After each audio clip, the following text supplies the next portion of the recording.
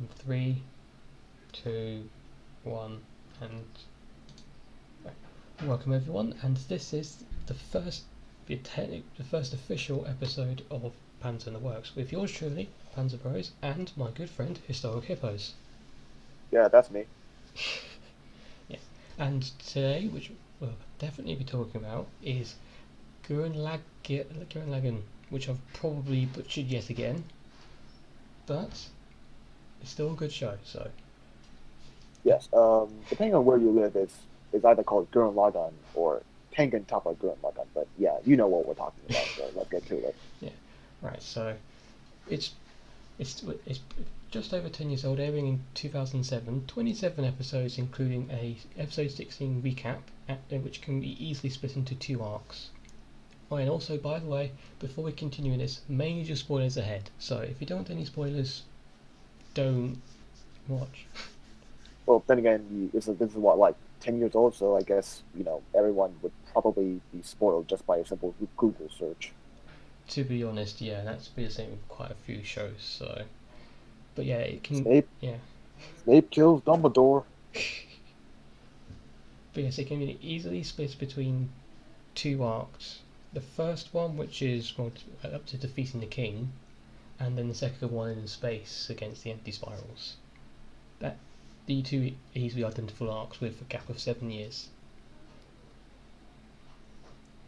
It is 7 years, isn't it? Yes, there's a 7-year time skip between when they're living in underground villages, fighting for survival against the beastmen, and then bringing down the king. Then 7 years and about few few thousand people later, they pretty much created modern civilization from the ground up. In which we'll get onto that in a second. We'll come into that later with thoughts on that. But first, characters characters. You have Simon, which is drill into the heavens, usual underdog. And, I don't know. I'm not sure what else to really say about him really, apart from that little mole thing. Oh, that is pet pig mole. I guess Simon could be seen as kind of like a similarities with Gainax's other anime studio, where the mech protagonist is kind of not confident. Basically, he doesn't feel any confidence in himself, kind of sort of thing. Yeah, and then that would leave a lot of room for developing him into a stronger character, which he does at the end, which he ends up basing himself off Kamiya, which is, probably the most famous character of it. Yes, everything that comes out of that man's mouth is practically meme worthy. Everything, yeah, just the glasses, the actions. I'm surprised not. I'm surprised not as. I'm surprised it's not as popular as it. Well, it is quite popular, but I'm surprised it's not more popular, depending because you can use it in so many different situations. Especially with that competition where it made onto a flag. Still remember that. Yes, this is what. Yes, back in the UK, they ran a popular poll on what should the next flag of the UK be, and when you put that stuff on public, you get really funny things. This is the British public. Although that one was actually pretty good. It was much better than our idea to having a boat named Boaty McBoatface. I just. This is what happens when you give it to the British public. Moving on to characters, there's Oh yeah. the third one, Yoko, the female character who's pretty notable for her large sniper rifle, and you know what I'm talking about. It's called ease of movement and plot. But yes. Uh, overall she's actually a nice character with a known kiss of death. Yeah. Yeah, it's a bad thing to have, but I don't know if she is happy in the end. So There's also a slew of secondary characters like Kitan and his black siblings. But, depending on the translation, I think they're called the black siblings. Pretty much every other member of Team Dai Gurren. And you also run into really prominent villains like Zero, the communist, the reoccurring villain.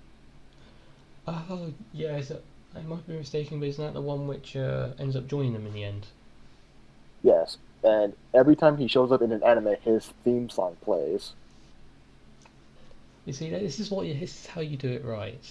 When a villain appears, you have to play a certain song or theme which goes for them fantastically, and it works here. Like, like, I think every single time he shows up for the first time in any episode, that song plays. It plays up until he formally joins the team. So yeah. It's It reminds me, like in JoJo's Bizarre Adventure for Part Two. Every time Strong Time appears, he's a German cyborg pretty much. Like a really German song plays every single time he appears. So if it when done well, it is brilliant, and something brilliant's going to happen at some point in the next couple of minutes, in which it does here. Oh yes, the first story arc. There's the main villain of the first story arc, Lord Genome, which by the way is one word, not two, like some people think. I forgot it was one word honestly, but and then he ends up becoming the AI of the ship, doesn't he? Like towards the end, like was it the super galaxy Gurren Laggan? It's that one, isn't it? Yeah, yes, I no, I think it's the Arc Gurren, but yeah, Yeah, Arc Gurren and the Super Galaxy Gurren. Basically, they just recovered his head and then plugged it into a computer. and it worked somehow, but sure. Oh, I forgot to mention about Nia, Yes, her. uh, who pretty much was it actually is actually an anti-spiral. So, well, anti-spiral messenger. Yeah, I think that's a good. I think that's close. Yeah, and then honestly, in the first arc, it's kind of useful in the a couple episodes where Simon is incredibly depressed. Quite useful there, literally directly after, actually. Wasn't that literally just after Cameron's death, or was it slightly after that? Can you repeat that? Oh, the where Simon's incredibly depressed for the couple episodes. Was that just after Cameron's death?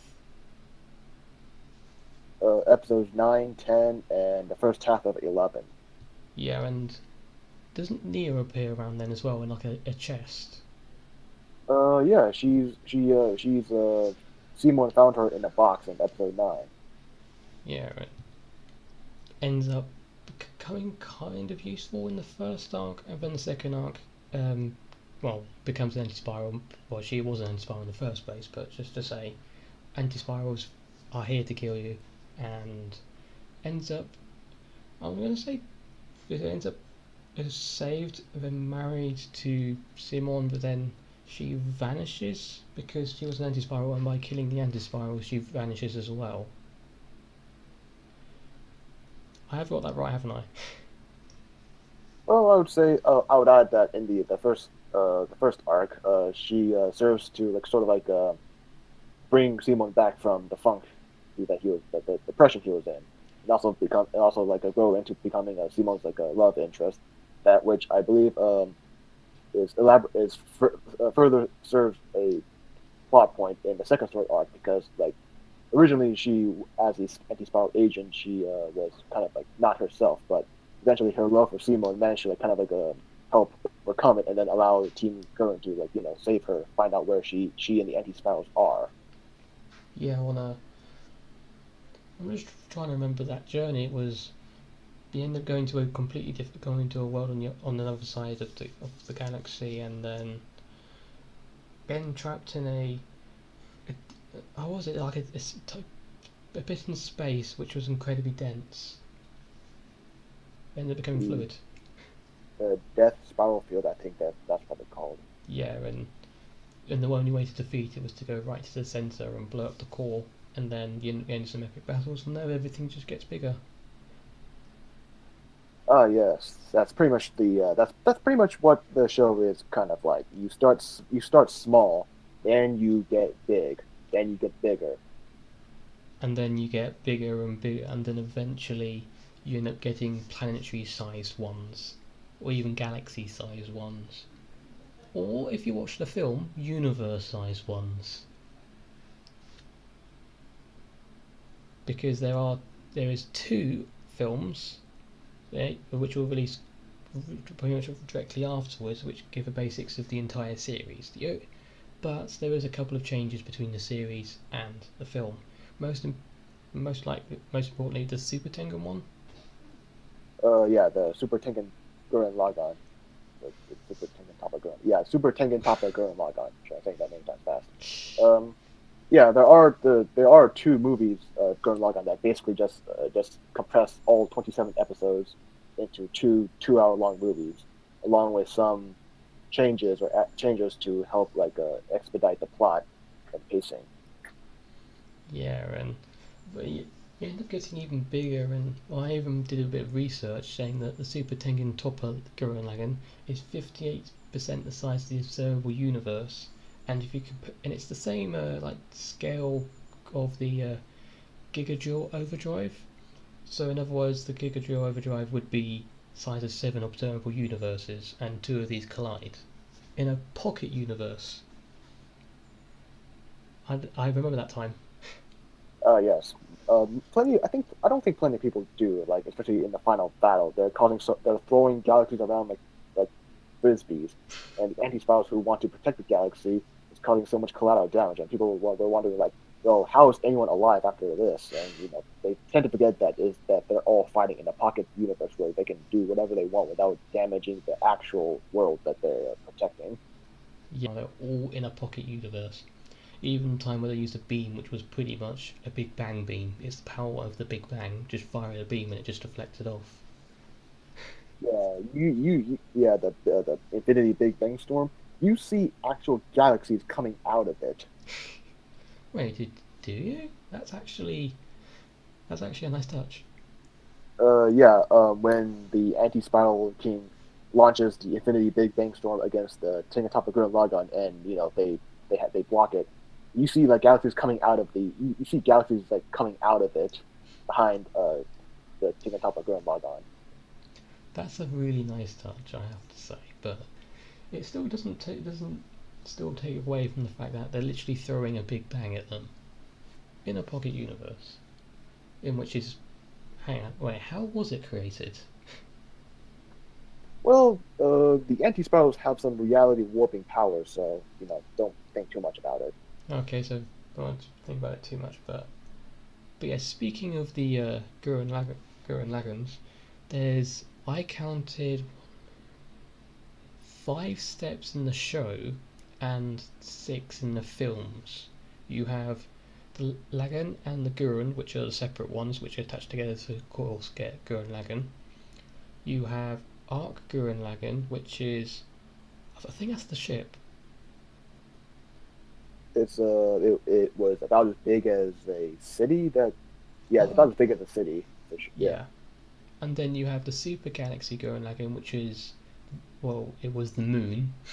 They managed to get managed to get this ship, put it in space and wave the moon, and then put the moon somewhere else, and then when it was activated, they replaced them. Because that's just something you casually do, just replace the moon with this massive ship.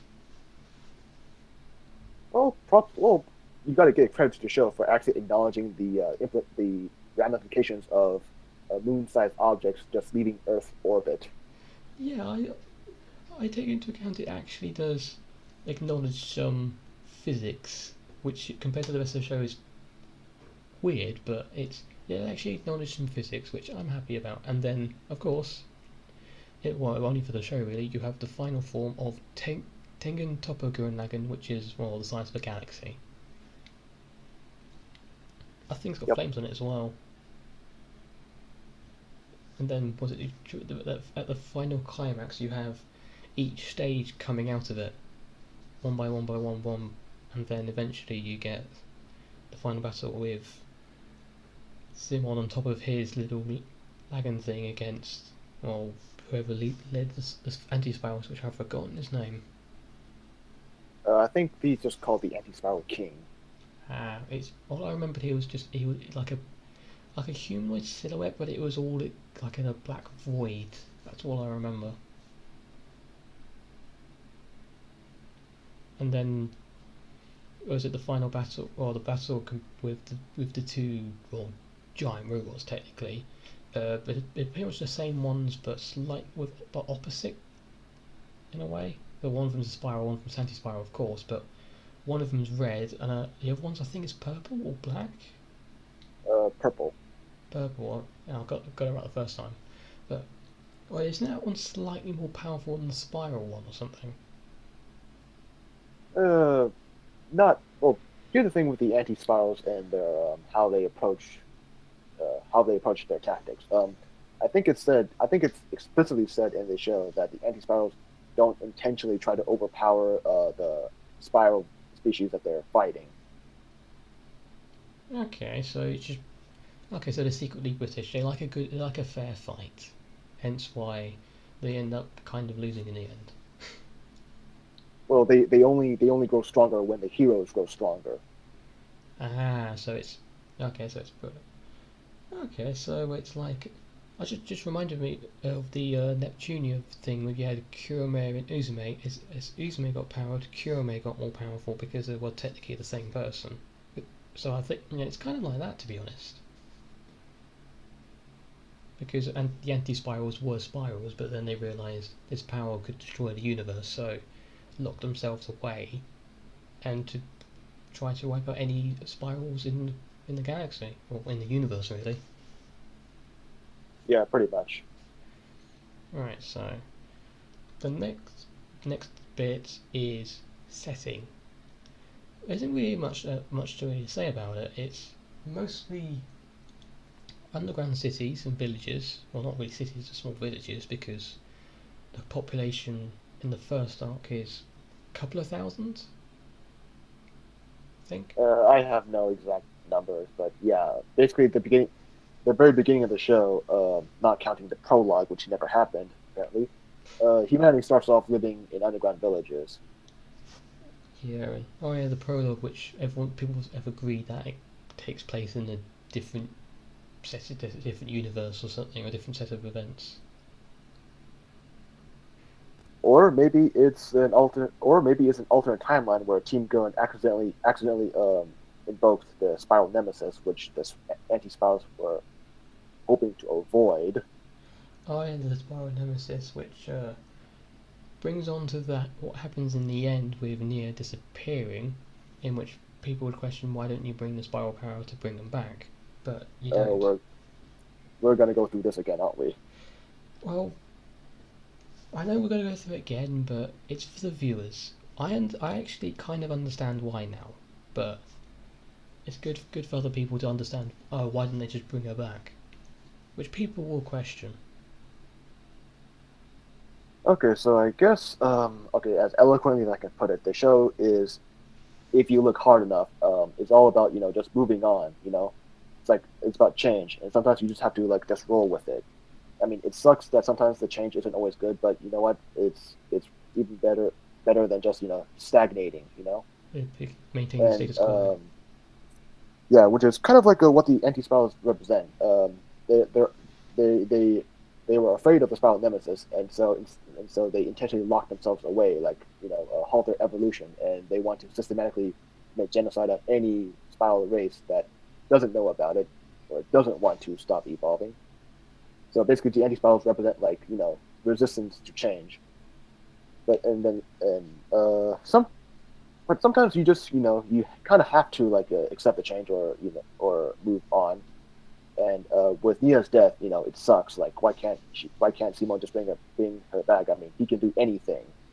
But then, like, not only do you have to accept change, but sometimes you just have to like just. I mean, you have to change, but at the same time, you gotta moderate yourself. Yeah, it's in the same way here. So if you bring them back, why not bring everyone back? But then you just ruin. But then it's kind of what's the point now? Because you've brought everyone back. There was no point to all of it, and in turn you would cause the spiral nemesis. Team Gurren defeated the anti-spirals with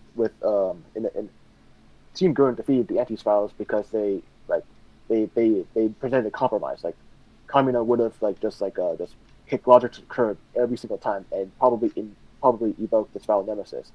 The anti-spirals reject all sort of evolution or change. Simon he realized that you can do both, but without any problems. Like you just gotta keep it in check. Yeah, and it would just prevent, and also it just gives a good, it also brings a good ending as well. Although apparently a few people didn't like the ending. Or at least they felt that it was underwhelming. Oh yeah, and isn't there like another like 20-year gap or something right at the end or something where you got Simon looking up the sky or whatever and watching all these uh, humans or whatever just going off to other worlds to find other spiral civilizations or something. I don't understand that little bit, but I understand the impact it's supposed to give. Although the fact that he looks Oh, 40. well, I guess that I guess that about wraps it up for the setting. Should we move on to the music? Oh yes, the music. To be honest, when if you just described it to someone, you wouldn't think it would work, but it works fantastically.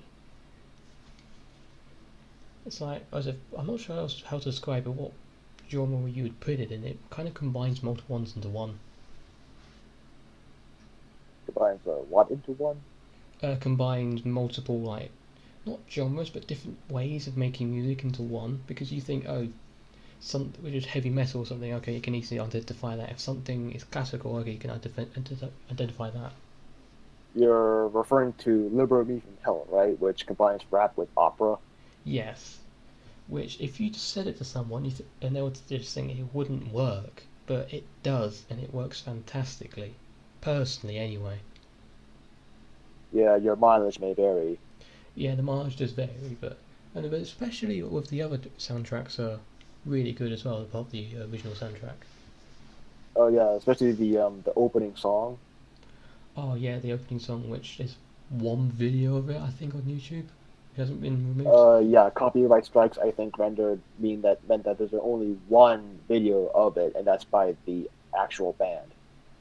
Which explains it. So, but yeah, it's a shame because it's actually a really good theme, and well, I think every single time I watched it, I don't remember skipping at the beginning at all because the OP is brilliant, and what happens during the OP as well is brilliant as well.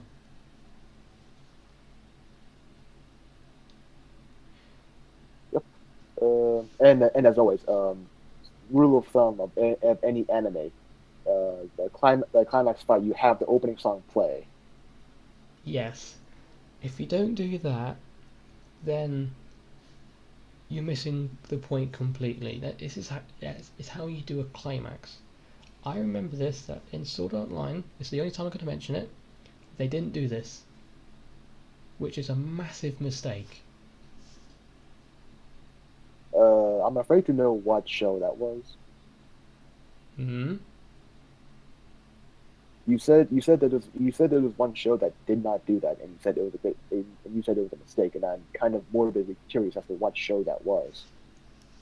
I think you have a pretty good guess of what it is. Sword Art Online. It didn't do it at all. But Oh, that's all I'm going to mention about that show because that's a topic for another day, which will probably be a rant for 2 hours. But moving on. other than that, the music is well, I think really the music just divides itself based on what's happening. Like if something badass is about to happen, then you get the that what song is it? I wouldn't really call it rock, but it's just motivational. Oh, it was like Fight the Power or something. Was it that one? Something like that, or basically anytime that the heroes just or metaphorically roll up their sleeves and kick ass. Yeah. So apart from that one song, the opera and the rap, it's there to just to build the atmosphere and build the tension. It's not really you can't really separate it apart from those few songs, but generally it blends into it well. Not like Doom, where, for example, where it works incredibly well for you can put it out on its own. It's still fantastic. I think Gurren Laggan soundtracks have that same aspect as well. But what did you think about the ending songs? Like me personally, I prefer the opening over the endings. Like I don't pay that much attention to the ending songs, to be honest. I don't really remember the ending song to be honest, but I know so generally when it came to the ending, I would listen to a little bit of it, and it was just yeah, this is all right, but I want to go on to the next episode and watch the OP again. So overall, the OP is far superior to the ending, but yet again, mileage may vary. So other than that, like I guess like like you never heard of the show until I introduced it to you. So No, what did you think? well, to be honest, I didn't know what I was expecting. I was expecting another mecha one, kind of halfway. Well, I know it was supposed to be entertaining in terms of some funny moments, but so I expected it with like kind of like Gundam, but a bit with a little bit of humour. But I was surprised, even from episode one, where it would just throw you into it and saying, okay, we're not going to pretty much give much build up. Here's the mech with Lagan. Get in it and start fighting. This is it's from start to finish. I really enjoyed it, except the first 3 episodes of the second arc. I think that could have been shortened a little bit, even if it was made slightly differently. But I know that bit still, I know it kind of annoys me, but it's all right there. But I watch it for the rest of it. Speaking of episodes that kind of were weak points, I think we can both agree that episode 4 was a weak point, That was a animation wise, at least. yeah. It's I understand they want to try another type of animation to well not type of animation but a different style to see if it works. But I think if they did it as an OVA instead and have the normal one going as the normal story, then you could compare between them and think, okay, we like this one over this one, instead of having watching episodes 1, 2, and 3, and then suddenly the animation has completely changed. You think, what's happened? Have I changed the quality or something? But no, that's just episode 4. It's episode 4, isn't it? Yeah, it's just episode 4. Yeah, so it's. I would have preferred if it was off the story instead of you have to watch it to get a bit more understanding between, like the brotherly relationship between Simon and Kamina. Or since episode 4 first introduces Kitan and the black siblings. Exactly. So if you want to know more about them, you have to watch this episode. But then I know it kind of draws it down slightly, but I understand completely what they were trying to do. Just trying to get see if this style works, but obviously it didn't, and it had a little bit of a backlash. Oh yeah, backlash. But apart from that, I think the general. I know previously I mentioned that wasn't fully sure of the plot progression, but over going through it, I think if you made it any longer, it would lose.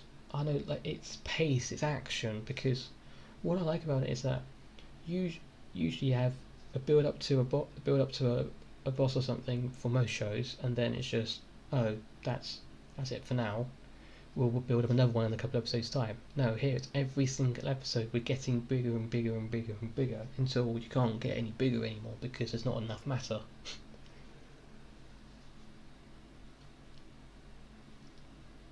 Yeah, I don't know. It's just as I enjoy the.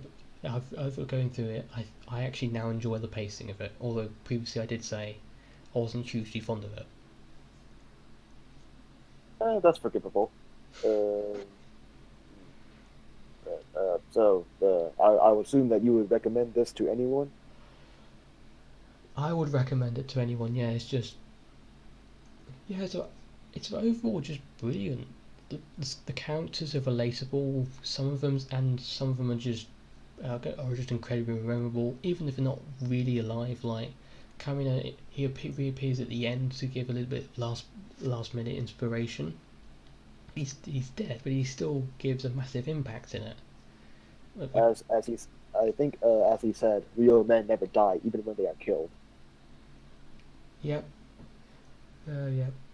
I still remember that from Fate, but yeah. So I don't know, you don't really watch it for the story per se. I personally watch it for the humour and the action, which has a lot of action. Or hell, you could just watch it for all the everything, you know. Yeah, yeah. Although I don't know, if there's giant robots fighting, I genuinely can't take it seriously. But here, there's some points like when Simon is, well, incredibly depressed. Of course, you can relate. You not fully relate to it, but it's actually serious. It's actually interesting. It's different from what I expected from a show which is, well, to connect two mechs together with drills, and you get an even more powerful one. And the first time they combined, it was a complete accident. Oh yeah, it's amazing how a complete accident ends up forming a part of the title of the show. The I forgot what the first bit's called, but it's the Gurren Laggan. The yeah, what's the full name of it again? Full name of the show, Yeah. Tengen Toppa Gurren Laggan. Oh, so it's the name of the final form. Okay. Okay. Well, that's a full name. I think outside of Japan, it's more generally accepted to be called Gurren Lagann. Yeah, because it's generally a lot easier to say, and you know what they're talking about when generally anyway. Because before you introduced it to me, I had heard about the show before, but I've never got to watch it. But I knew some parts of it, like drilling into the heavens and the Giga Drill Overdrive and stuff like that. I knew about that, but I didn't realise. Well, there's some parts of it which actually make you think, and there's runtime down. There's parts where and they actually build up the characters and the development and friendship between them, which I don't. If another show tried to do it in this short period of time, I don't think many people would able to do it right.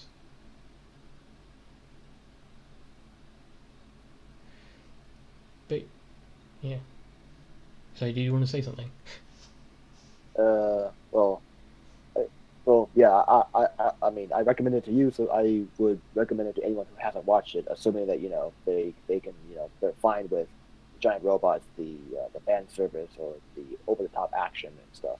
Although I have to say, granted there was fan service, but I expected a little bit more fan service apart from that one episode, which I forgot which one it was. Episode 5, the bathhouse one. That was it. No, wait, that was episode 6. Sorry, that was episode 6. Okay, but I remember the episode. If I expected it a little bit more like that episode, but of course there had to be an episode like that in it because it's yeah. Interesting enough, I think I heard that the bathhouse episode was not aired on television when it came out. Not surprised, honestly. Not surprised, but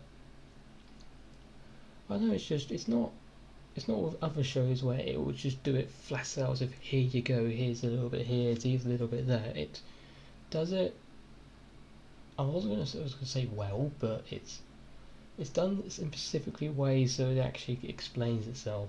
Like for Yoko, reasons why they those clothes, it's because of easiness of moving around, which makes sense, kind of. It at least gives an explanation for it. So, are there any improvements you can think of for the show, if any? Uh, overall, overall, there isn't really much problems with the show. Really, it works incredibly well. The only thing is I have to say is when it goes into the second arc, I don't think 7 years to get over 1 million people is. I don't think enough time, especially when everyone's underground and you try and get information across underground. It's not really useful or helpful. Or the fact that in 7 years you get like cities cropping up with and have an actual space program. That too, yes, and they actually have building their own mechs as well. Remember that? It's literally okay. We're forming battalions now of these pilots. Wait a minute! Didn't 7 years ago you were all living underground? So I think I don't know, but to be honest, if they did over 7 years, then it might have not really added up as much. And you need to have the main characters from the previous one to be the main characters here. So I don't know, if you made the amount of years a bit longer, they would have been older, so thus they wouldn't have the movement and the and to be as recognised as they were. Just because, granted, especially for Simon, who changes drastically in that 7 years, the rest don't change as much. Well, to be Their flamboyant mechanic Leron, he does not age at all. It's amazing. There's certain strands of DNA which just make sure they don't change or they don't age. It's some main characters must suffer from this all the time. They just don't age. I mean, if you look at him in the post-credit time skip at episode 27, Leron still has not aged. We're all gonna love Leon, but yeah, I can't really think of any other issue really. Just apart from episode 4, although we have already discussed about that. Progression rates, I think that's fine, but yes, I don't know. It's when I originally thought about it, I thought it was too quick how everything was moving, thundered off or one after each other. But then I realised, I think it actually works better like this. Otherwise, it would be dragged on too long and it wouldn't be as interesting. Yeah, I suppose that's true. But yeah, there's truly nothing else like this. So you have categories for everything. So you have, here's the ones where a random person gets transported into another world. That goes here. Another one. Here's another edgy one. We put it here. But here we need to form a new topic. Not a new topic, but a new genre of shows which you can't really compare it to anything else unless you want a loose basics. I think it deserves to go there. Alongside like JoJo's Bizarre Adventure and stuff like that, you can't compare to any other show. They're just on their own level. So yeah, I think that pretty much wraps it up. But yeah, if you want to find another show like it, well, you can't really, unless you just want to watch another mecha, which there is a lot out there, but there's none with this. It has a certain sense of humour, but it can be serious, but it's got a good action, it's got a good progression, and then it ends in a massive boss battle, which, in just putting it simply, is glorious and fantastic.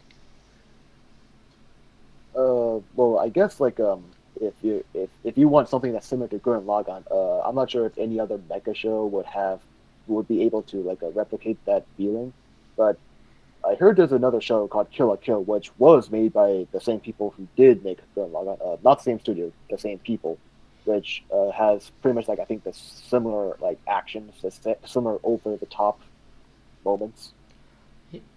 Okay. It's not mecha though, so. It's although from what I know, it does follow a similar style, and I think even a couple of references do filter over as well, which makes sense if they're made by the same people. But yeah, that's kind of the only other show really, which I guess another show I need to go to watch, to be honest, which That's another to the massive list I've got to watch. But yes, as a conclusion, if you haven't watched it over the last 10 years, watch it. And if you have the chance, watch the films. Because although personally I haven't watched it, I'm not sure if you've watched it. I've seen both of them. I have. I think they're necessary because they're pretty much squeezing all 27 episodes into 2 hour long movies. So you're basically seeing pretty much the same thing twice, just remastered. So yeah, if you want the full experience, watch the show. If you are in a slight rush, watch the films. And if you get added bonus from the films, you get even bigger. And I'm not sure how the animation changes between them. Is it like improved? In some moments I believe so, but then again, a lot of the scenes I think are exactly the same, just with higher quality. Okay, so if you just want to watch it in higher quality, slight rush, you watch the films. If you want the full Gurren Laggan experience, you watch the show, and you could kind of skip over episode 16, which is the recap episode, if you already know what's going on, or if you just want a quick update on what's going on, just watch episode 16, which easily splits the 2 arcs. I've pretty much said everything I wanted to say. Is there anything you wanted to say on your behalf? Nope. Alright, so that has been Gurren Laggan, which it's an approval for me, and hopefully this will probably go on to other shows and games and whatnot in the future as well if this becomes successful up to a point that people actually like this.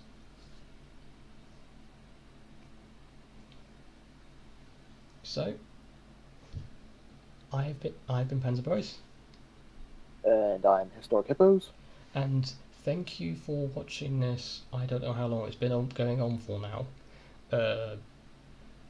Panzer in the Works podcast thingy, and any recommendations welcome, but I already have a massive list I want to talk about, so we'll get to it eventually. And if we've either A, watched it, or B, played it, it will depend mostly on that. Like, for example, I've watched or played stuff which you haven't, and vice versa. Well, anyways, it has been the very first episode, so Oh, yeah, and personally I quite enjoyed this, so hopefully we can continue to do this and talk about other stuff and then eventually build on, and if more people want to take part, why not? So, thank you all for watching, and well, see you on the next one, I guess.